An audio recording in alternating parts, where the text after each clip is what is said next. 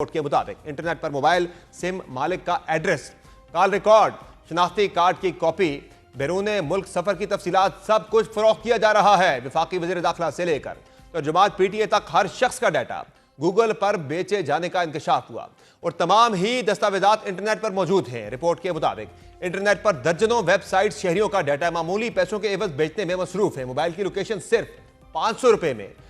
کال record کا جو data ہے وہ اس کی تفصیل تقریباً 2000 روپے میں، غیر ملکی سفر کی تفصیل 5000 روپے میں دستیاب ہے۔ کچھ ماہ قبل پاکستان کے national cyber emergency response team نے بھی ایک وارننگ جاری کی تھی کہ پاکستان کے 18 کروڑ سے زیادہ انٹرنیٹ صارفین کے لاگ انز، کریڈنشلز اور پاسورڈز عالمی ڈیٹا لیک میں چوری ہو گئے ہیں اور لوگوں سے فوری حفاظتی اقدامات کرنے کی ہدایات کی گئی تھیں۔ اس سے قبل مارچ 2024 میں national data base and registration authority کے ڈیٹا لیک کی تحقیقات کے لیے تشکیل دی گئی مشترکہ تحقیقاتی ٹیم نے وزارت داخلہ کو بتایا تھا کہ 2019 سے 2023 کے درمیان تقریباً 27 لاکھ افراد کے کریڈنشلز متاثر ہوئے تھے۔ یہ صورتحال بتاتی ہے کہ ڈیٹا لیک وقتی تنازع نہیں بلکہ دیرینہ اور بار بار دہرایا جانے والا ایک انتہائی سنجیدہ مسئلہ بن گیا ہے۔ اس متعلق پاکستانی حکام کو اس لیے بھی زیادہ خبردار ہونا چاہیے تھا کیونکہ تقریباً ایک سال قبل یعنی 2024 میں ایک اسرائیلی مصنف نے خبردار کیا تھا کہ 5.5 کروڑ پاکستانیوں کا موبائل ڈیٹا محفوظ نہیں